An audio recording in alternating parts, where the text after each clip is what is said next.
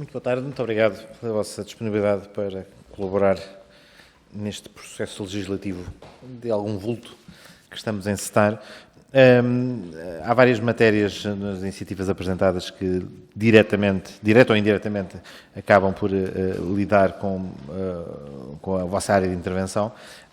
O que temos acordado e o que temos definido é uma intervenção inicial da parte das entidades e, portanto, para o efeito, cada uma teria 12 minutos para uma primeira exposição inicial. Depois passaríamos a palavra aos grupos parlamentares, que aqui estão representados, também para cada qual colocar 8 minutos. Com criatividade conseguiriam arranjar 48 minutos de perguntas. Mas penso que 8 minutos será suficiente. Para cada grupo parlamentar, depois por 8 minutos, colocar questões para depois, no final, uma nova intervenção final da vossa parte, para a conclusão dos nossos trabalhos. Assim sendo, não sei se tem alguma ordem, mas enfim, seguimos a ordem de fundação, se quisermos. Dava a palavra aos representantes da CGTP para uma primeira intervenção. Antiguidade não é um posto, mas para o efeito. Muito boa tarde, muito obrigado por esta oportunidade de nos fazermos ouvir. Relativamente às matérias à matéria para a qual fomos convidados a intervir, há aqui um conjunto, eu vou-me referir aos vários projetos em geral, sem haver referência em particular, pois, se os senhores deputados tiverem alguma questão mais particular, podem eventualmente fazê-la e eu responderei com todo o gosto, mas, enfim, iria começar por uma apreciação mais genérica. Para a CGTP, o problema, aqui a questão das ordens e da regulamentação das ordens tem essencialmente a ver com um conjunto de equilíbrios que devem existir entre aquilo que é o interesse público e a prossecução do interesse público e depois a forma como as ordens funcionam e em que medida é que esse funcionamento tende para a prossecução desse interesse público, que lhes é, de alguma forma, transferido, ou para o qual têm competência para prosseguir, ou a forma como não o fazem e muitas vezes desenvolvem um conjunto de práticas que depois vão colidindo aqui e ali com o interesse geral da sociedade e com o interesse até dos próprios profissionais, muitas vezes, que têm que se relacionar com as ordens.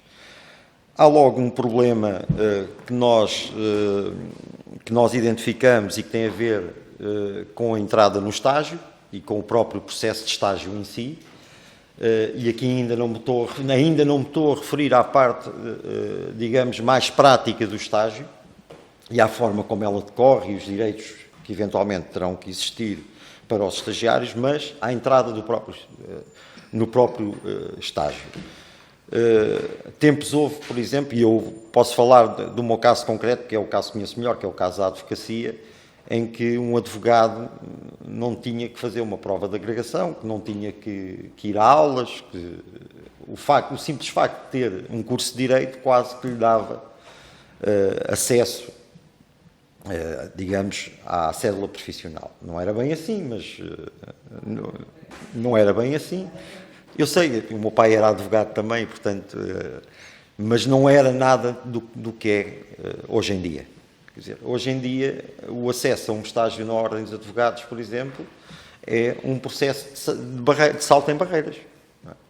Há desde logo um conjunto de restrições económicas, pelos emolumentos, as taxas que se têm que pagar e que muitas vezes estamos a falar de estudantes que não trabalham, que acabaram o curso, que têm dificuldades, obviamente, de fazer face a essas despesas, para além de outras que também têm que fazer. Depois, existem um conjunto, enfim, de fases mais ou menos caracterizadas pela burocracia que se vão sobrepondo umas às outras. Por exemplo, um período com aulas, depois no final do período com aulas vêm exames teóricos, depois vem uma parte prática mais ou menos prolongada que no fim acaba com um novo exame teórico parecido ao que tinham tido, no fim da primeira fase. Portanto, há aqui todo um conjunto de duplicações que, de alguma forma, representam aquilo que nós podemos designar por barreiras artificiais ao exercício da profissão. Porque, quer dizer, não se justifica ter de fazer 2 fases de exames, podia-se fazer, por exemplo, apenas uma, só para dar um exemplo. Depois tem a ver com a forma como o próprio estágio está organizado e as exigências que são feitas na relação entre o estágio e o tipo de profissão que vai ser desenvolvida. Para um estudante, um candidato a uma profissão regulada, no caso concreto a advocacia, estar a fazer um exame escrito sem recurso a poder pesquisar jurisprudência, sem poder, porque só podemos levar os códigos, não podemos levar um computador, por exemplo, não podemos fazer nada disso. Isto não simula aquilo que é a nossa profissão. Não é num exame de 3 horas, por exemplo, teórico, que se aprecia a capacidade daquela pessoa para ser um bom advogado ou não, porque a pessoa até pode bloquear, porque é um exame, pode chumbar. Portanto, há um conjunto de fatores que depois pesam muito nessa hora, e isto para dar apenas um exemplo, que, na nossa opinião, a forma como o estágio é avaliado deve corresponder àquilo que deve corresponder a um conjunto de práticas mais próximas, digamos, da realidade do exercício da profissão. Nomeadamente as intervenções em tribunal, as intervenções em situações práticas. E isto em qualquer situação, digamos assim. Portanto, queria começar por aí. Depois, temos aqui a situação relativamente à forma como o estágio decorre, e muitas vezes não são acautelados, digamos, os direitos dos estagiários na sua relação já com o patrono, na sua relação já com, e aqui tanto vale para um arquiteto, como para um advogado, como para outro tipo de profissão, em que muitas vezes estes estagiários são utilizados como uma espécie de mão de obra gratuita, a que também nem sempre é atribuído um trabalho que corresponda realmente àquilo que vai depois encontrar na sua atividade profissional, mas muitas vezes esse trabalho que lhe é distribuído é mais caracterizado por tarefas repetitivas, às vezes até mais manuais, que impliquem deslocações, etc. E, portanto, esse é outro aspecto que também nos preocupa na forma como está regulado o estágio, e depois nas garantias de remuneração que estão associadas também. Há depois uma outra questão que é abordada aqui num dos projetos de lei, que tem a ver com a transposição da Diretiva Serviços e que tem a ver com as sociedades multidisciplinares. E no caso das sociedades multidisciplinares, para além das questões da independência e da autonomia que são suscitadas e que são suscitadas nos vários estatutos, a CGTP preocupa-se também com o efeito que isto pode trazer em matéria de concentração, digamos, de áreas de negócio, digamos assim. Nós, quando olhamos, por exemplo, para determinadas profissões, vemos que elas estão cada vez mais concentradas, na prática, em grandes sociedades, que vão, digamos, concentrando cada vez maior capacidade de atrair os melhores clientes, de atrair, digamos, os negócios mais rendosos. A introdução desta possibilidade multidisciplinar, para além dos problemas da independência, também pode ainda contribuir, na nossa perspectiva, para esse aprofundamento dessa tendência de concentração, em desprimor e em prejuízo dos praticantes mais isolados, que estão mais longe dos grandes centros urbanos, etc. E, portanto, esta é outra preocupação que temos. Depois, uma outra preocupação que também temos tem a ver com uma proposta que aqui está relativamente à limitação de concurso por parte de sindicalistas às ordens profissionais. E nós não entendemos isto. Quer dizer, não percebemos que tipo de perseguição é que poderá haver aqui a um sindicalista. Quer dizer, então, um dirigente de uma associação patronal já pode candidatar-se a uma ordem profissional, mas um sindicalista não pode. Não é? E logo por 4 anos. Portanto, porquê é que se estabelece este limite dos 4 anos? Porquê é que o sindicalista, qual é a reserva mental que existe sobre o sindicalista para que ele não possa candidatar-se a uma ordem? Eu percebo os problemas das incompatibilidades, mas não podem existir reservas mentais de partida, e nomeadamente sobre as pessoas que são. Essencialmente, para começar, era só. Muito obrigado, Dr. Hugo Dionísio. Passava a palavra, na ordem que preferirem, ao Dr. José Cordeiro e ao Dr. Carlos Alves, da UGT. Muito obrigado, Sr. Presidente e Srs. Deputados. Bom, vamos ter algumas considerações, não sobre o potencial ou não potencial da existência de ordens e o seu número elevado ou não elevado, e vamos cingir-nos aqui a algumas questões que, na nossa perspectiva, são de facto muito importantes. Primeiro, tendo em consideração que nós representamos o mundo sindical e, fundamentalmente, representamos relações de trabalho, dependência, trabalho dependente.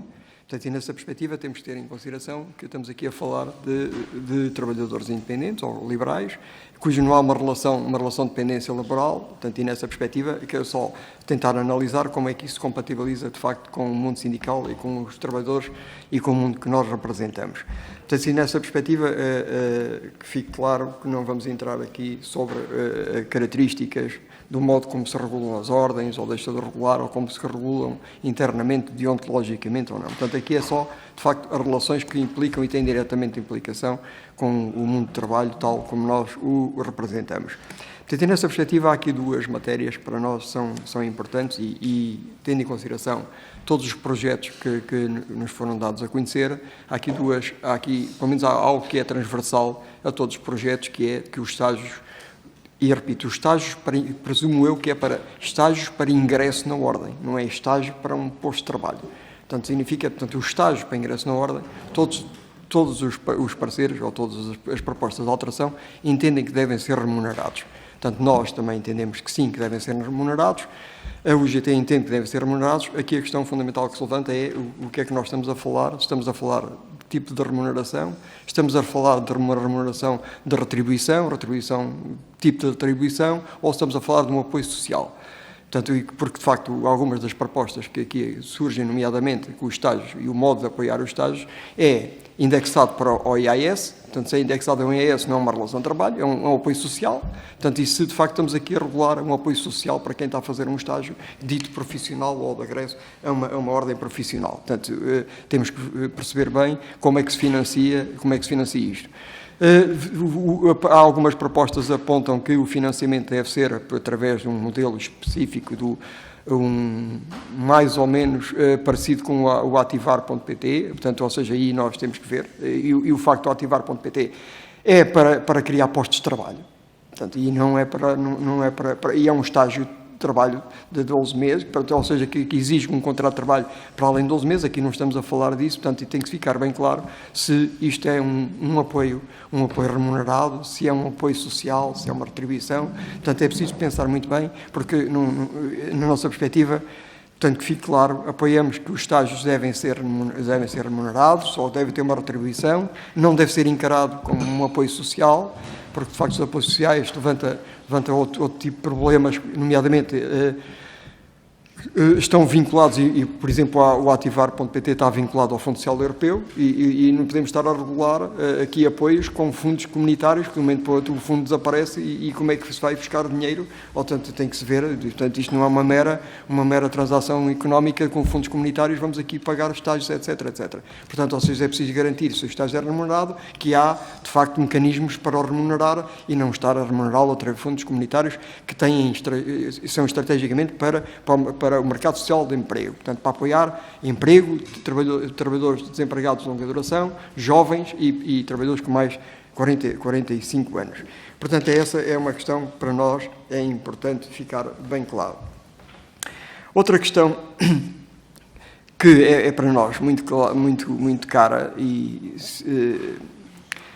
temos, de facto, que escolher os adjetivos para a proposta de que não podem candidatar-se indivíduos dirigentes de órgãos sindicais às ordens. Ou seja, primeiro, entendemos que há aqui uma confusão, porque sindicalistas e porque é que não se podem candidatar a ordens, mas podem candidatar-se a ser deputados, porque é que as entidades patronais não podem cá estar, porque, ou seja, hoje é para as ordens, amanhã é para outra coisa qualquer, ou seja, aqui, à partida, para o UGT entendemos que há aqui um certo anátema, não percebemos porquê, em relação ao movimento sindical. Portanto, é um ataque, na nossa perspectiva, à liberdade sindical, à liberdade de associação e à liberdade das pessoas exercerem a sua cidadania do melhor modo que entenderem.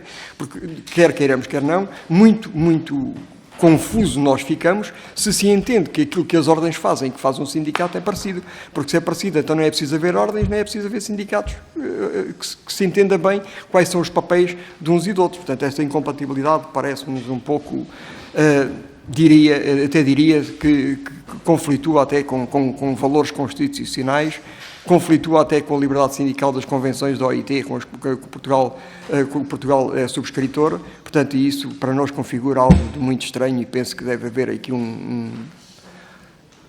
qualquer coisa que para nós é verdadeiramente incompreensível e inaceitável. Depois tem o problema de 4 anos. Porquê 4 anos? Há sindicatos e há organismos sindicais que, aliás, a eleição é 3 em 3 anos, no outro é de 5, quer dizer, o porquê 4 e não 2 ou 10 ou 20, aliás, eu diria mais, ou seja, eu acho que é claríssimo, que o artigo 446, o 146º do Código de Trabalho, é claro para as incompatibilidades, quer dizer, porque é que estamos a ir mais longe do que aquilo que o Código de Trabalho já remete para as incompatibilidades? Quer dizer, estar a dizer que 3 dias antes, ou 4 dias antes, ou 5 dias antes, ou 10 dias, ou 4 anos, quer dizer, é um número arbitrário, podia ser este, podia ser outro qualquer, portanto não há racionalidade nenhuma, e pondo em causa, portanto, na nossa perspectiva, a questão da liberdade sindical, liberdade de associação, um anátema aos sindicalistas, que na nossa perspectiva não encontramos de facto racional.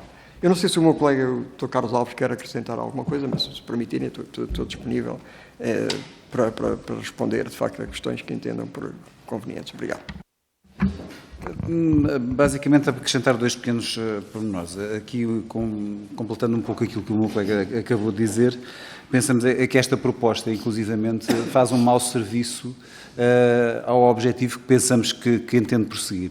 É que, ao tentar evitar precisamente aquilo que é a confusão entre sindicatos e ordens profissionais, agrava e acentua essa confusão e, nomeadamente, esquece que as ordens e os sindicatos têm características, papéis muito diversos, que a sua relação com o próprio Estado é muito diferente e que, no caso das ordens profissionais, se tem existido algum problema, o Estado dispõe, nomeadamente, de instrumentos para atuar sobre as ordens profissionais, que muitas vezes se tem inibido de usar, mas que, de facto, se verificam os problemas, deverá fazê-lo. No caso dos sindicatos, como é óbvio, aquilo que é a autonomia e independência dos sindicatos e que se estende, nomeadamente, aos seus dirigentes, até se revelaria contrária a esta disposição que agora se pretende introduzir, uma vez que aquilo que estamos a fazer, como já foi dito pelos 2 intervenientes anteriores, é, no fundo, direto ou indiretamente, a limitar a própria atividade sindical e a liberdade sindical dos trabalhadores portugueses.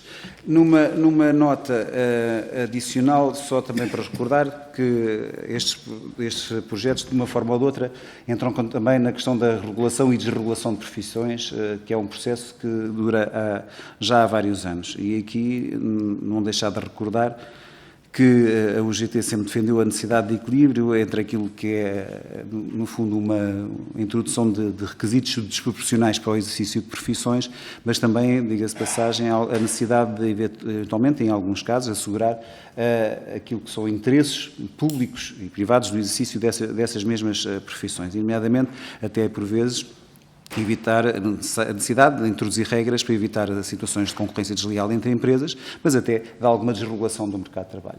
No passado houve boas práticas em matéria de desregulação de profissões, em que, nomeadamente, os sindicatos estiveram envolvidos em comissões especializadas nessa matéria e pensamos que, por vezes, mais do que estarem a fazer uma imposição legal, existe um trabalho que pode ser feito no terreno com os sindicatos, que podem dar um papel importante, e inclusive com as próprias ordens, no sentido de contribuir para uma desregulação eficaz das profissões e, no fundo, também cumprir um pouco aquilo que são as nossas obrigações em termos comunitários nessa matéria.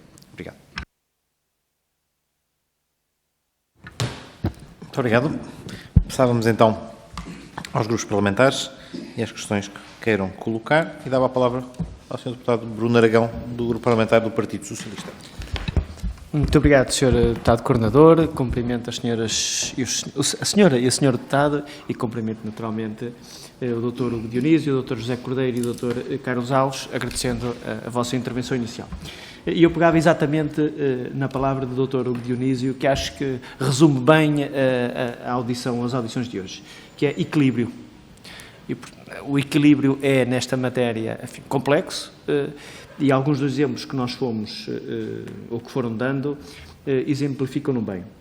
Basta pensar que hoje as ordens não gerem só profissionais que são de profissões, enfim, ou profissionais independentes, não é, se quisermos dizer assim, e basta pensar, enfim, contabilistas, enfermeiros, médicos, psicólogos, nutricionistas, há muitos profissionais que, estando inscritos nas ordens, têm profissões que são por conta de outra e, portanto, têm relações hierárquicas estabelecidas, que implicam um determinado tipo também de regras e de condições que às vezes são, enfim, conflituantes, ou pelo menos têm uma exigência maior no que é depois a coordenação com o próprio estatuto e as próprias regras que resultam da inscrição numa ordem, sobretudo num conjunto de independências no exercício da profissão, e, portanto, gostava de deixar essa nota e alguma reflexão que sobre isso possam fazer.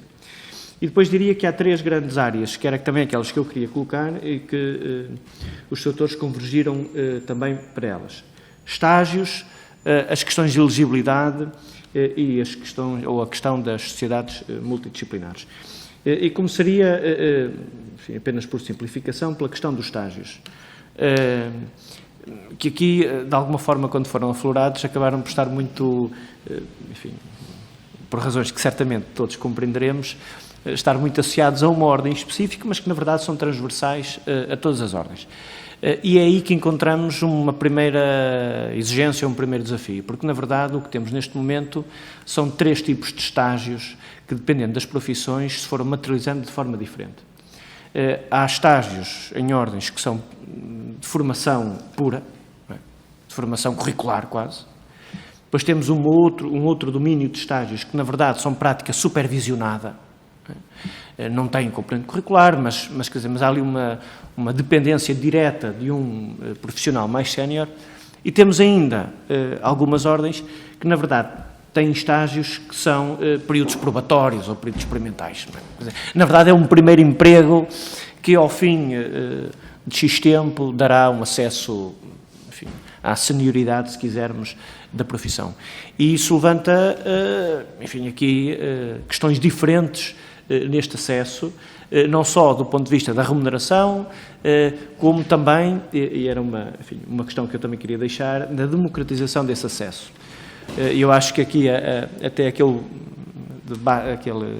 alguma troca de impressões inicial desse lado e deste tem a ver um pouco com isso, que é, de facto, ao longo dos anos, nós tivemos uma fortíssima democratização da formação, que às vezes não foi acompanhada, ou em certos momentos não foi acompanhada, por uma democratização do acesso. E isso tem sido, enfim, denunciado, se quiserem, ou pelo menos tem sido aflorado pelos profissionais mais jovens em alguns contextos, que evidentemente sentem ou podem sentir essa dificuldade, e gostava de ouvir também um bocadinho mais sobre essa questão. Relativamente às questões de elegibilidade, sendo sensível às questões que colocaram, né, especificamente do ponto 4 do artigo 16 da proposta do Partido Socialista, em primeiro queria esclarecer, porque fiquei um pouco com essa dúvida, se a questão é puramente material, isto é, da forma como nós materializamos a questão da elegibilidade e, naturalmente, enfim, a nossa disponibilidade também para rever essa questão, ou se estamos na base do princípio, isto é, se por princípio, na vossa perspectiva, não faz sentido haver nenhuma questão que aqui, naturalmente, tem que ser entendida numa perspectiva bidirecional, portanto, não é só dos dirigentes sindicais para as ordens, é também das ordens para as direções sindicais, ou se, admitindo o princípio, ele pode ser vertido de uma outra forma. Na questão da duração, até no tipo de órgãos, faz sentido ser só órgãos executivos, mas não faz sentido, por exemplo, ser órgãos disciplinares, órgãos de supervisão, enfim, jurisdicionais, se quisermos. E, portanto, densificar um bocadinho mais essa vossa questão. E, por fim, e assim terminava, a questão das sociedades multidisciplinares, que aqui foi colocada muito na perspectiva dos profissionais. E eu gostava de colocar também na perspectiva dos destinatários dos serviços. Porque não é só uma questão, que eu também percebo e sou sensível, do efeito que isto pode ter na gestão, se quisermos, ou na organização, será a palavra até mais correta, na organização do conjunto de profissionais e em alguma distorção que isso possa ou não colocar no mercado de trabalho, mas é também de facilidade de acesso dos destinatários dos serviços, que pode ser melhorada ou não melhorada por sociedades multidisciplinares, pelo know-how que elas possam ou não ter, enfim, não estou aqui sequer a adjetivar uma posição ou outra, mas que é verdade que no contexto europeu nós começamos a ficar relativamente isolados no que é a percepção que temos da possibilidade de constituição de sociedades multidisciplinares e, portanto, enfim, nós somos um jardim, mas não queremos ser uma ilha, não é? E essa é uma questão que levanta, de facto, passa a redundância, algumas questões, portanto, há aqui desafios que importa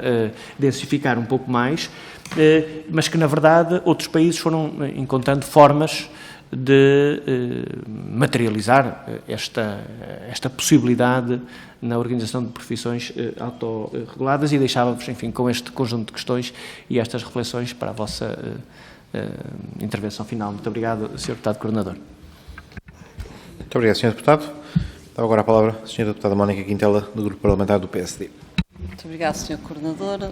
Cumprimento os senhores representantes da UGT e da CGTPI, respectivamente, o Sr. Dr. José Cordeiro, Dr. Carlos Alves, Dr. Hugo Dionísio. É um gosto tê-los aqui, é um gosto ouvi-los. Vi também o parecer escrito que a CGTP enviou, portanto, já fiquei com um acesso mais ou menos ao pensamento que acabou por nos verter aqui na primeira intervenção. O PSD é muito crítico destas iniciativas legislativas, designadamente o que interessa é do Partido Socialista, que portanto, tem maioria e, como tal, poderá fazê-la aprovar, por variedíssimas ordens de razões, umas das quais os senhores já aqui aventaram, como, por exemplo, a questão das sociedades multidisciplinares, não só na perspectiva que falaram, mas preocupa-nos a perspectiva do segredo profissional. A questão do segredo profissional designado em muitas áreas, como, por exemplo, a medicina, como a questão do direito, como a questão dos revisores oficiais de contas, dos contabilistas, portanto, várias profissões, dos enfermeiros, várias profissões, e que os senhores também conhecem, porque são representantes, enquanto estruturas sindicais, portanto, representam todas essas profissões, preocupa-nos também a passagem de clientela, ou seja, aquilo que muitas vezes acontece, passam a ser supermercados de profissionais, a pessoa vai ao médico, com jeito tem um problema, passa pelo advogado, depois tem sempre um IRS ou um problema qualquer para resolver, daqui vai para o contabilista, portanto, e acaba por ser ali aquilo que também, penso que o Dr. Hugo Dionísio referiu, acaba por ser ali uma concentração que não sabemos até que ponto é que isso vai efetivamente defender os interesses dos utentes, e é isso que a nós nos interessa, portanto, no que estas iniciativas legislativas concerne, se efetivamente não serve para mais não seja do que arranjar clientela para todos estes profissionais que ali se agregam. Relativamente à questão dos estágios, a questão dos estágios também nos preocupa muito. As profissões são diferentes e são diferenciadas. O Dr. Hugo Dionísio referiu que tinha sido advogado, não sei quanto tempo exerceu, se ainda exerce. Exerce, pronto, muito bem. E não sei de que forma fez o estágio, se fez com o pai, mas de todo modo nós não somos, quer dizer, nenhum de nós não somos exemplos, e portanto há de se falar de uma forma geral e abstrata, mas eu não tenho nada a ideia de que, e parafraseando a expressão que o Sr. Doutor disse, que quase o curso dava acesso à profissão de advogado. Bem pelo contrário, recordo-me, por exemplo, formei-me na Faculdade de Direito de Coimbra, que eram de cursos extremamente teóricos, em que não só não dava acesso à profissão de advogado, como não continua a dar, como não dá acesso à profissão da magistratura judicial ou do Ministério Público. E daí, agora com Bolonha, portanto temos, no meu tempo, foi-se em Bolonha, fiz os 5 anos clássicos, mas agora com Bolonha, com a diminuição dos cursos e com a evidente diminuição da qualidade, porque é inegável, a aprendizagem é pior. E depois temos outra questão. Para entrar no SEG é necessário não só o mestrado, e depois temos aqui um pormenor que eu sempre fui contra. É necessário o mestrado, mas esse mestrado não tem que ser em Direito. Eu entendo que deve ser em Direito, porque senão vou fazer o mestrado numa área qualquer apenas para ter o mestrado. No fundo, quer dizer, eu acho que o mestrado não serve para ter um upgrade em termos de habilitações, mas sim para aprofundar os conhecimentos que, objetivamente, ficaram prejudicados pelo encurtamento do curso com o processo de Bolonha. E depois é necessário fazer o curso do SESC, que, como sabemos, é um curso um ano inteiro dos auditores do SESC intensivo e depois começam com prática tutelada nos tribunais. À semelhança dos mestrados, entendo que também os advogados têm que ter essa prática e eu, enfim, não querendo falar da minha experiência, mas já estou preocupadíssima, e tenho estado preocupadíssima com a quantidade de casos que me aparecem de pessoas que já estão em fim de linha, ou seja, cujos processos já não há mais nada a fazer, porque já houve uma decisão sobre a matéria de facto e a questão de direito já não se coloca, ou seja, um mau profissional causa um prejuízo muito grave, o Sr. Advogado sabe isso, a um cidadão, ou seja, pode perder o filho, pode perder a casa, pode perder o emprego, pode ir preso. Portanto, tudo isso o que acontece. Ou seja, efetivamente eu entendo que é necessário que haja essa formação, que haja esse estágio. Na medicina a mesma coisa, o curso de medicina tem mestrado integrado e depois tem um ano comum, que é um ano nos hospitais, portanto que já entram nos hospitais e depois entram na especialidade. E há outros cursos, por exemplo, um engenheiro, eu dou muitas vezes este exemplo, eu não posso seguramente sair de uma faculdade de engenharia e fazer uma ponte, porque seguramente que a ponte ou um arranha-céus cai, porque não sei fazer. E não posso confiar, enquanto está em causa a defesa do interesse público, que qualquer pessoa se ponha a fazer um projeto de arquitetura ou de engenharia, sobretudo de engenharia, e que o cidadão possa confiar que ali está uma coisa bem feita. Ou seja, as ordens regulam interesses públicos. E daí entroncamos noutra coisa que os senhores também falaram e que é muito importante, que é as alterações que pretendem introduzir no artigo 5º, que é, enquanto que tem aqui as ordens são defensoras do interesse público, portanto, o interesse, aquilo que é estatutariamente é o interesse público, agora passam a ser como os sindicatos, que é um órgão, portanto, que passam a defender os interesses dos seus associados. E eu acho que isto está profundamente mal, porque uma coisa é o papel absolutamente digno, fundamental e com uma carga histórica inalienável e absolutamente imprescindível na nossa sociedade dos sindicatos, outra coisa é a das ordens profissionais que defendem o interesse público e que, por isso, não se podem confundir e que não se podem comparar. E que aquilo que estamos aqui a fazer é uma amálgama enorme, porque às 2x3 já não sabemos onde é que começam as atribuições de umas e acabam as atribuições dos outros e, sobretudo, onde é que fica o interesse público, onde é que a ponte cai, onde é que a pessoa vai presa, onde é que, por exemplo, um ato de legisarte em termos de medicina é mal praticado, em vez de sair um fígado, sai um baço, por exemplo. Portanto, isto preocupa-me por causa também da questão dos atos próprios das profissões. Também preocupa a questão dos estágios. Porque se há profissões que os estágios são remunerados, outras há. Portanto, e dou aqui 2 exemplos. Os estágios da psicologia, que é obrigatório o estágio ser remunerado, e eu conheço muitos psicólogos que não conseguiram arranjar patrono que lhes pagasse, Conheço situações concretas e que, ao fim de estarem 2, 3 anos sem arranjar o patrono, tiveram que ser os pais a descontar como se estivessem a receber essa remuneração para poderem fazer o estágio. Eu conheço pessoas que disseram, muito bem, eu arranjo-lhe um estágio, mas os pais ou a senhora têm que fazer os descontos como se estivesse a receber. Portanto, isso é muito pior, não é pior a emenda que soneto, é péssimo. É muito pior para os jovens, para as famílias e, sobretudo, há uma percepção absolutamente errada. A questão do estágio da advocacia, que tem uma especificidade própria. Se nós pensarmos, se quisermos pôr um travão no acesso à advocacia, é pôr o estágio remunerado. Não tenho dúvida nenhuma. Não tenho dúvida nenhuma. A advocacia não é Lisboa e Porto, não são as grandes sociedades. Se formos para Felgueiras, para Coimbra, para a Nadia, para a Amelhada, o que quer que seja o país inteiro, para Braga, para Viana do Castelo, se perguntar ao advogado do resto do país, que com muito esforço dá o estágio ao estagiário, que objetivamente, quando sai da faculdade, não está apto a desempenhar nenhuma função, isto não tenho dúvida nenhuma, portanto não sabem, e que com muito esforço está a formar, está a fazer, claro que pode haver abuso, há abuso em todo lado, não deve haver.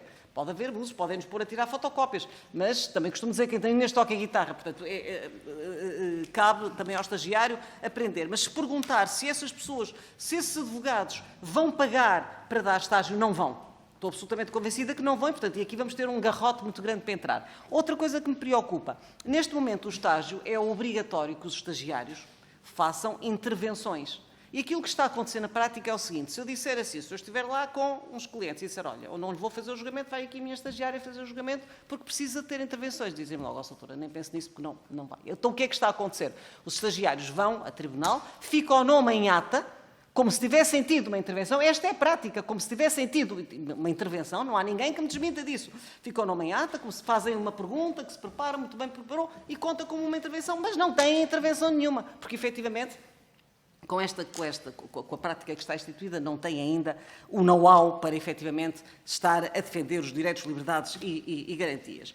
Preocupa-me também muito a questão do artigo 16, número 4, que aqui falou, que é a questão, não consigo perceber, e discordo profundamente, porque é que quem tenha desempenhado cargos em órgãos de sindicatos, nos últimos 4 anos, não possa fazer parte de uma ordem. E dou logo aqui 2 exemplos que são paradigmáticos. Os sindicatos das estruturas das magistraturas, quer do magistrado, dos magistrados judiciais, quer dos magistrados do Ministério Público, têm acesso direto, quer ao Conselho Superior do Ministério Público, quer ao Conselho Superior da Magistratura. Portanto, não há aqui nenhuma travessia no deserto. Todos os sindicatos, de resto, até um trampolim saem dos sindicatos e vão para os conselhos superiores. Portanto, dou aqui este exemplo, fica esta nota, o que é inegável. Não consigo perceber, ainda por cima, como o doutor, penso que foi o doutor Carlos Alves que disse, e muitíssimo bem, ou já não sei se...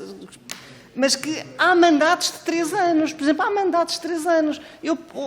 Uma pessoa que esteja a cumprir a mais nobre função num sindicato pode ficar impedida a seguir de concorrer a uma estrutura. Bom, isto já para não falar em todas as outras questões aqui que nos colocam muitas dúvidas, como a questão do provedor do cliente, como a questão do órgão de supervisão, mas, enfim, atendendo aqui às matérias que nos trouxeram, eu gostava de colocar estas questões e só aqui dizer aqui uma coisa ao Dr. Hugo Dionísio. Eu achei curioso quando referiu, achei muito interessante, que não se simula a prática quando não podemos consultar um computador num exame. Eles podem levar, quer para os exames de sucesso, quer para os exames da ordem, podem levar os códigos anotados. Estou já a terminar, Sr. Presidente, obrigado pela tolerância. Podem levar as anotações, os códigos anotados. Mas há uma coisa que eu sempre defendi. À semelhança na faculdade, nós, pelo menos tanto quanto sei, não podemos levar as chamadas cábulas para fazer exames. Porquê? Porque há princípios e conhecimentos que nós temos que adquirir para depois podermos responder. E por isso, quando estamos num tribunal, se efetivamente nos nossos escritórios, depois de já sabermos se vamos procurar à Constituição, ou ao Código de Processo Civil, ou à contratação pública, podemos fazer estas buscas todas. De antes era nas coletâneas de jurisprudência, nos cadernos administrativos, agora está mais facilitado com o acesso. Mas se estivermos num tribunal, temos que saber as respostas na ponta da língua. Nós temos que saber lavrar um protesto. Isto é a proposta da advocacia, temos que saber suscitar e arguir uma nulidade. Não se compadece com ir ali fazer a figura que enfim, que me abstenho de qualificar, mas que basta passar pelas redes sociais e ver muitos senhores advogados a colocar as questões nas redes sociais. Apareceu-me este caso assim, tem uma minuta e já está. Portanto, eu isto não gostava. Eu acho que o interesse público, que o cidadão e que a dignidade das profissões, em todas elas, e aqui não faço nenhuma diferença, com todas as especificidades de cada uma delas, merece mais. Portanto, e era com estas considerações que os deixo e que gostava de os ouvir, e muito obrigado pelos valiosos contributos que nos deixam, sobretudo porque representam tantas profissões, podem ser um contributo riquíssimo. E foi o PSD que requereu que os senhores viessem aqui para serem ouvidos, para nos darem esses vossos contributos. Muito obrigado. Obrigado pela tolerância, Sr. Coordenador. Muito obrigado, Sra. Deputada. Dava então agora a palavra para a última audição, aliás, para a última intervenção, ao Sr. Deputado Alfredo Maia, do Grupo Parlamentar do Partido Comunista Português. Muito obrigado, Sr. Deputado Coordenador. Eu serei, enfim, breve ou relativamente breve, para salientar desde logo que todos nós acabamos por tocar aqui em vários aspectos fundamentais, em relação aos quais há pontos de contacto, desde logo em relação ao período de nojo que se pretende impor aos dirigentes sindicais e, portanto, relativamente à participação nas eleições para os órgãos das ordens profissionais. Dizer que, uma parte do PCP, evidentemente, estamos em desacordo, e já agora dizer que é uma... Que esse período também não se pode aplicar no sentido inverso, isto é, os dirigentes das ordens profissionais podem concorrer livremente aos órgãos sindicais. Portanto, creio que em relação a este aspecto é perfeitamente pacífico, mas em todo o caso gostaria de o sublinhar, quanto mais não seja por uma questão de princípio. Relativamente aos estágios, nós também fazemos uma distinção muito clara entre aquilo que são os estágios curriculares, embora nem todos os cursos e nem todas as instituições de ensino superior nas mesmas áreas obriguem ao estágio curricular, e, portanto, temos que os distinguir dos estágios como condição habilitante para a obtenção de título profissional. Bom, e aqui creio que bate o ponto no sentido de aclararmos, desde logo do vosso ponto de vista, já percebemos que, do vosso ponto de vista, sim, devem ser remunerados na medida em que constituam uma prestação de trabalho, quanto mais não seja progressiva, como acontece em algumas profissões onde, digamos, a prática vai sendo tutelada, pelo menos até certa fase. Estamos de acordo que devem ser remunerados, creio que não há dúvidas. Fiquei com algumas interrogações sobre a forma como deve ser remunerado. Desde logo, por quem? Isto é, pelo patrono, pela entidade que acolhe o estagiário, pelo Instituto de Emprego e Formação Profissional, por quem concretamente do vosso ponto de vista. E em colocando esta questão, relativamente à eventual retribuição pelo Instituto de Emprego e Formação Profissional, se do vosso ponto de vista isto pode ou não configurar uma espécie de financiamento do Estado aos, na verdade, empregadores em muitos casos, na justa medida em que, pelo menos a partir de certa altura, o estagiário inicia a prática de atos em relação aos quais a entidade de acolhimento obtém benefício, não é? E, portanto, estamos aqui, digamos, a conceder a esse, digamos, empregador, à falta de melhor expressão, o duplo benefício, é obter os ganhos do trabalho prestado, por um lado, e o financiamento por parte do Estado, por outro. Bom, este é um outro aspecto que gostaria que desenvolvessem. Finalmente, uma outra preocupação que temos tem a ver, e estando na presença de sindicalistas ou de técnicos de organizações sindicais, conhecem melhor do que nós também esta problemática do exercício de profissões que, sendo reguladas, e que uma parte delas sendo tradicionalmente liberais, mas que hoje são, em boa parte, de facto, de relação de trabalho subordinado. Eu não falo apenas dos médicos, dos enfermeiros, falo até de advogados, que têm muitas vezes relação de trabalho subordinado, nesta questão que importa aclarar, que é como reforçar os mecanismos de proteção da autonomia técnica destes profissionais cujas profissões são reguladas, e embora estejamos a discutir o tema em sede da revisão do quadro do jurídico das ordens profissionais, mas também compaginando com o Código do Trabalho, onde, aliás, a proteção da autonomia profissional também está prevista. Eu gostaria que desenvolvessem um pouco este tema, na medida em que ele é, seguramente, em muitas empresas, e isso dirão melhor do que eu, ele é seguramente origem de de alguns conflitos nos locais de trabalho, na medida em que, naturalmente, o trabalhador profissional que goza de um nível de autonomia frequentemente a invoca para resistir a instruções, a ordem ilegítimas por parte do empregador, e arrisca-se, de facto, ao exercício do poder disciplinar, uma vez que, de facto, sendo trabalhador por conta de outrem, subordina-se ao poder da direção e ao poder disciplinar do empregador. E disse, muito obrigado. Muito obrigado, Sr. Deputado. Passávamos então às respostas e outros comentários que nos queiram deixar, e dava de novo a palavra ao Dr. Hugo Dionísio. Muito obrigado. Então, começando pelo Sr. Deputado do PS, enfim, nós percebemos as diferenças entre os estágios, quando referi os três tipos de estágio, e aqui, se calhar, aproveitando para tocar neste tema que serve a todos, a nossa posição é que só deve ser tratado como trabalho o que é trabalho.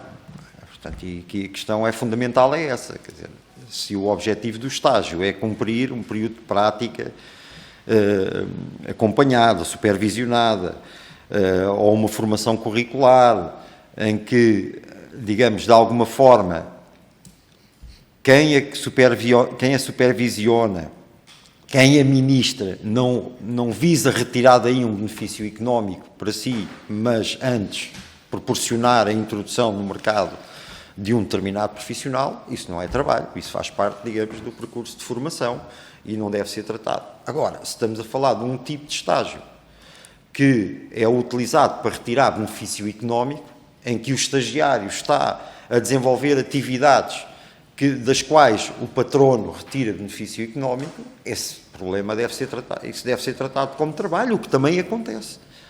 Nós podemos falar, por exemplo, de estágios, novamente, de advocacia, em que o estagiário passa o estágio a fazer execuções ou a fazer injunções, porque é o que é mais fácil de fazer, é o que levanta menos problemas de direito, e os valores envolvidos estão debaixo, digamos, do teto até onde ele pode ir, e portanto, a sua formação é toda caracterizada por isso, e daí há alguém que retira um benefício económico dessa, portanto, e no fundo é este o problema.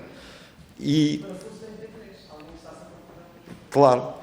E, portanto, aqui a questão é como estruturar os estágios, não é? E como introduzir regras de regulação dos estágios para que eles ou sejam uma coisa ou sejam outra, mas não se possa utilizar um estágio para fins indevidos, prejudicando quer quem quer aceder à profissão, quer depois os utentes que mais tarde vão ser prejudicados, precisamente porque não houve ali uma formação adequada daquele profissional.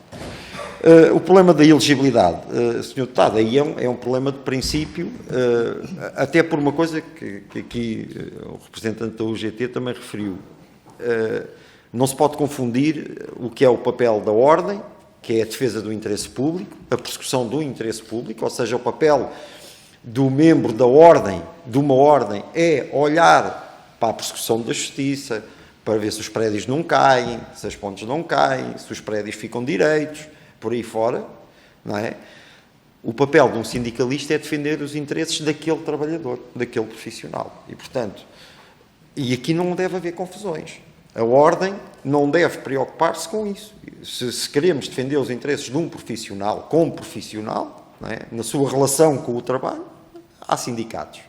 Se queremos defender os interesses do exercício daquela profissão e da forma como ela deve ser exercida para defender o interesse público que lhe está subjacente, então temos as ordens, embora possamos advogar que elas não podem não existir ou que há outras formas de o fazer, mas para isso, no nosso ordenamento jurídico, é para isso que elas servem, não devemos confundir, e se não houver esta confusão, não percebo porque é que um sindicalista não pode candidatar-se a uma ordem e vice-versa.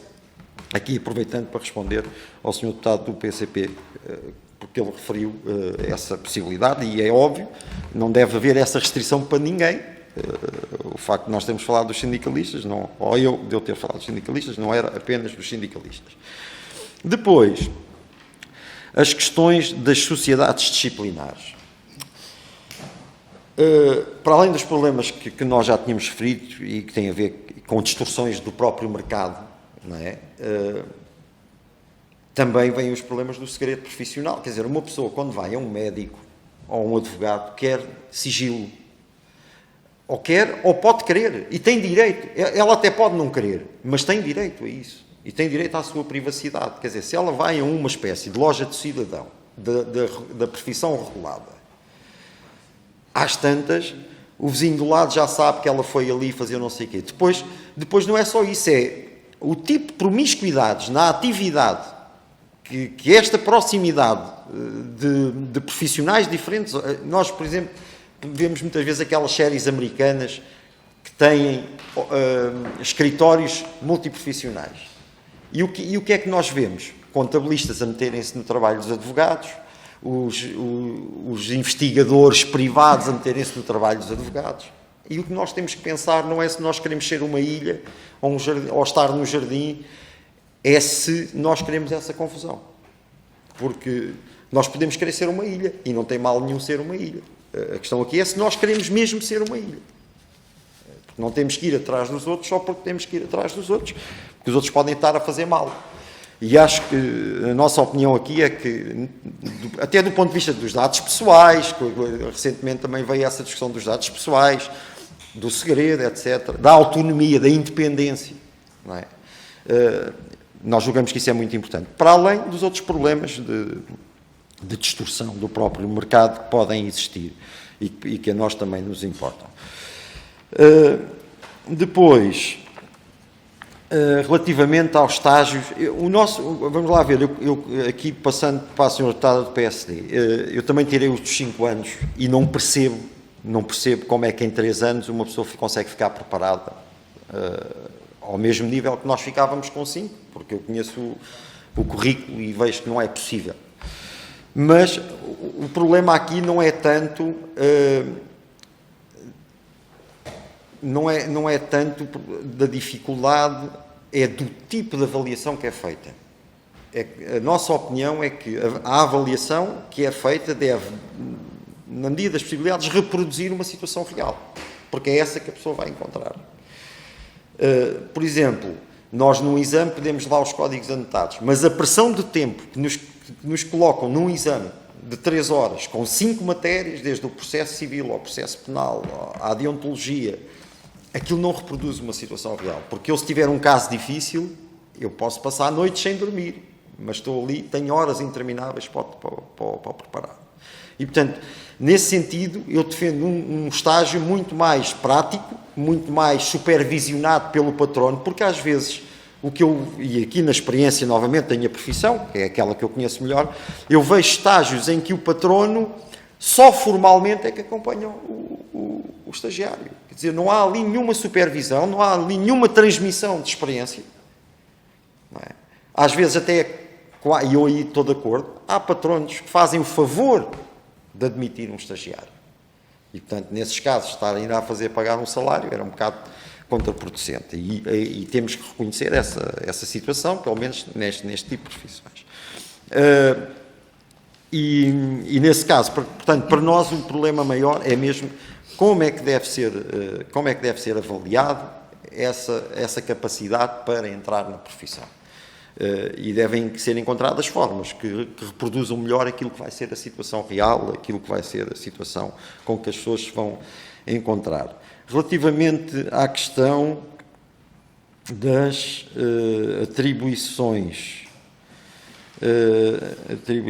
no artigo 5º, penso que já respondi à questão do interesse público e da relação com o interesse público. O problema dos sindicatos, já respondi também.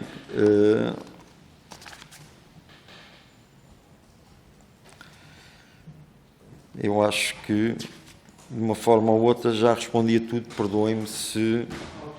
a autonomia.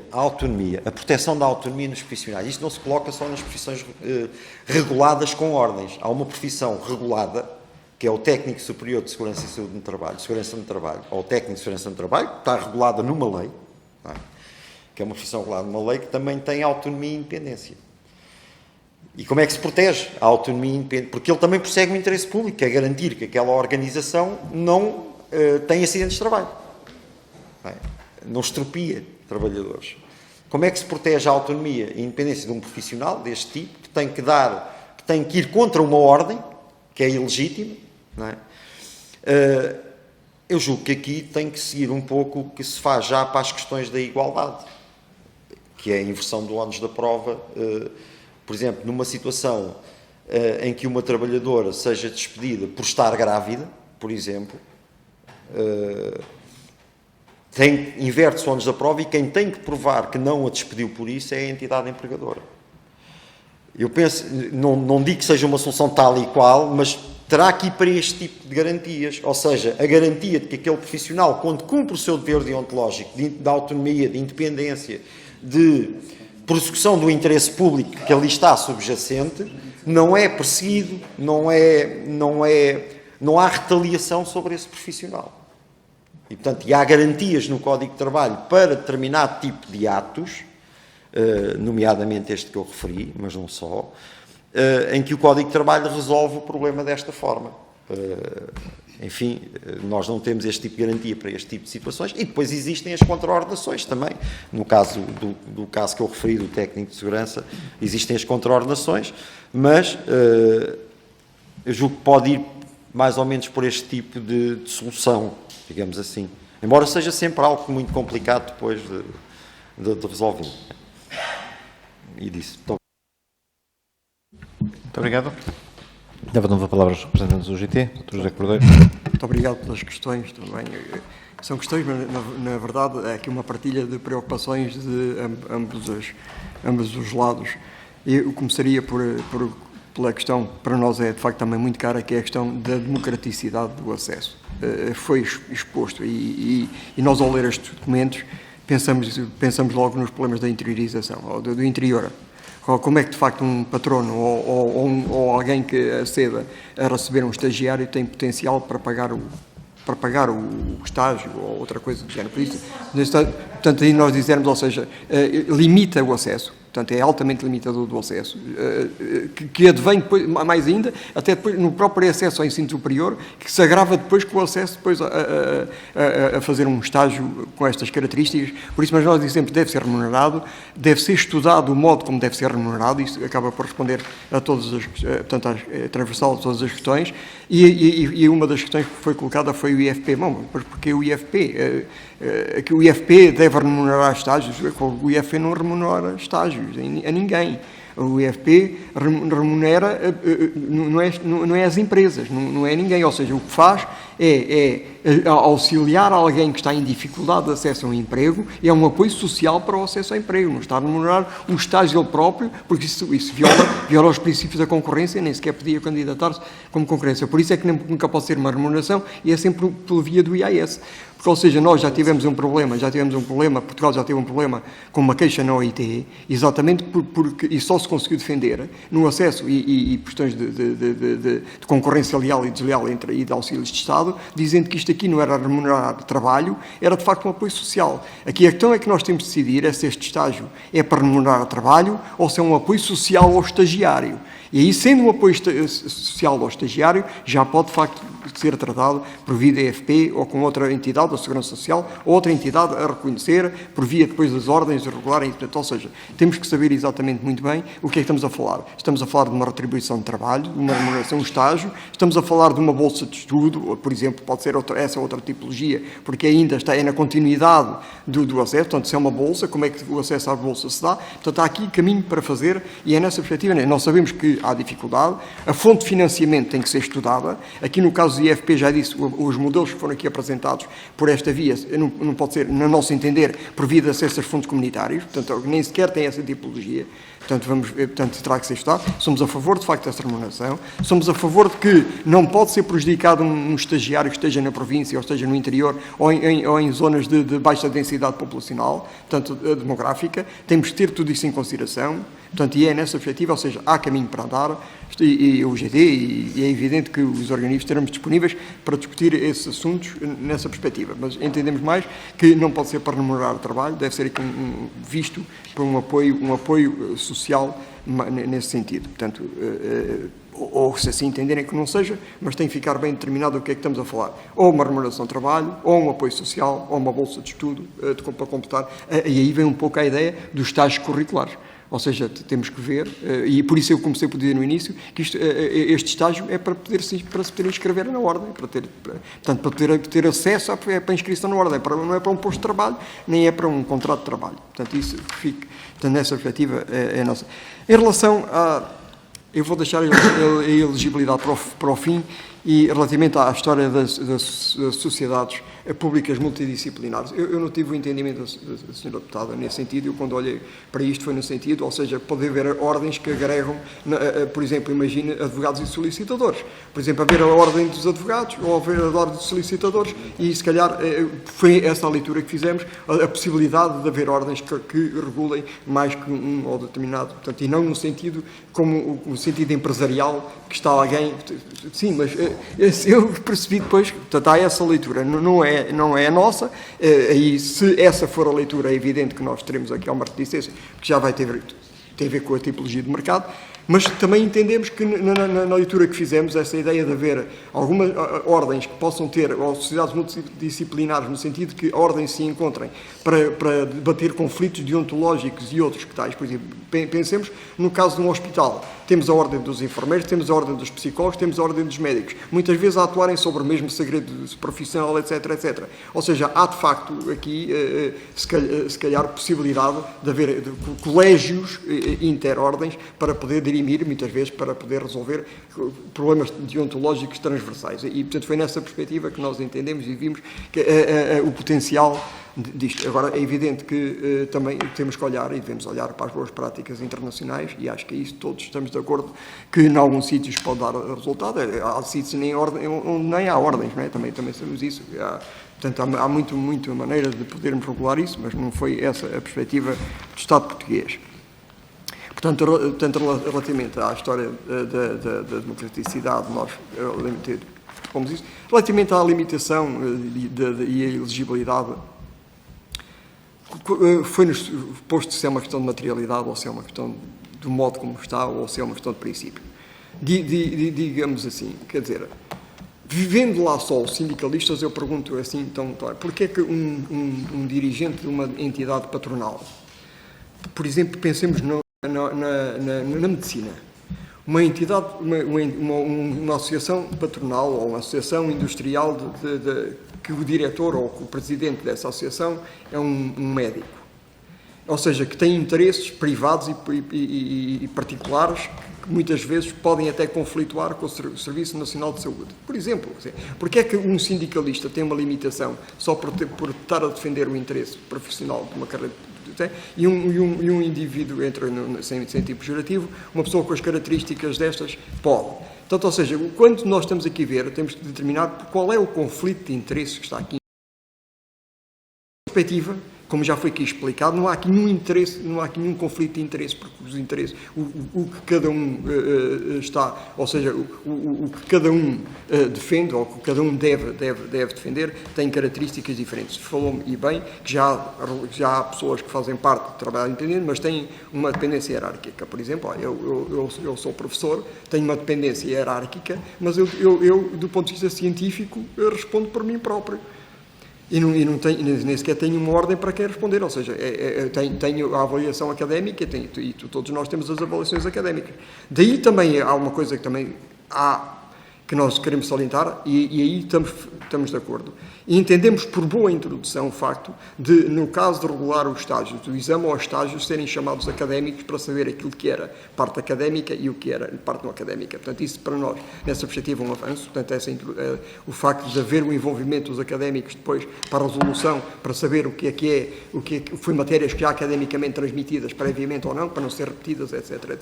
Portanto, aí é uma matéria que, na nossa perspectiva, entendemos bem. Quanto à inelegibilidade dos sindicalistas, é uma questão de princípio. Continuamos a dizer, ou seja, não vemos que haja conflito de interesses.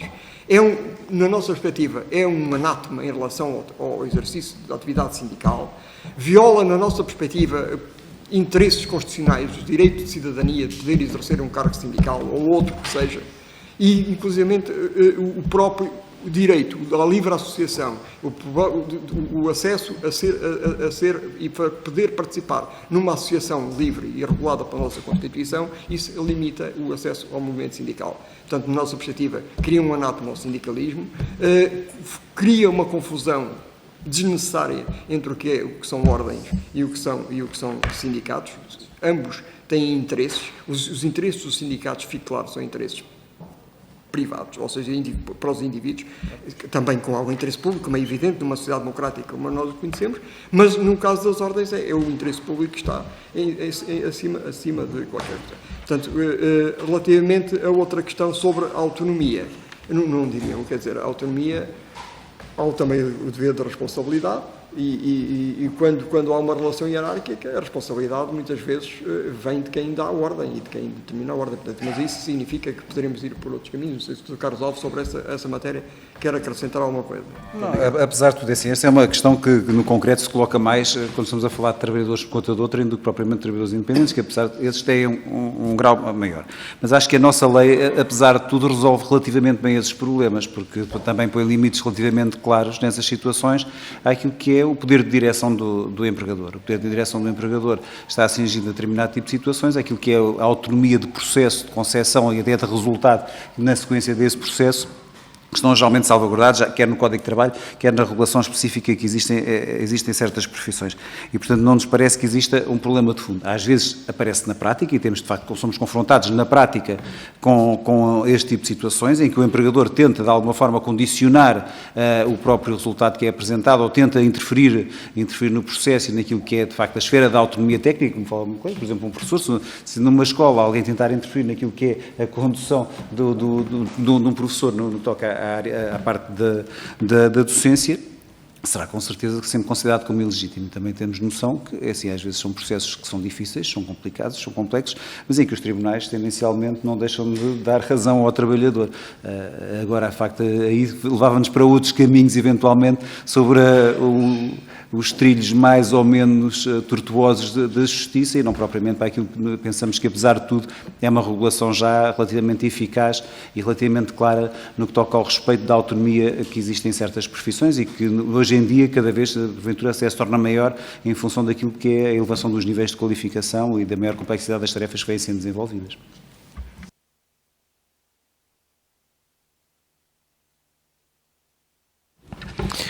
Muito obrigado. Agradecemos os vossos contributos, quer a audição de hoje, quer os que remeteram por escrito, e naturalmente continuaremos disponíveis na evolução do processo legislativo, se normalmente tivermos alguma questão, ou se pudermos também acolher contributos também muito agradecemos e nada mais havendo a tratar, daria por encerrada a sessão de hoje e amanhã, mais uma vez, nos encontramos após o plenário para mais uma ronda de audições. Muito obrigado a todos e a todas e boa noite.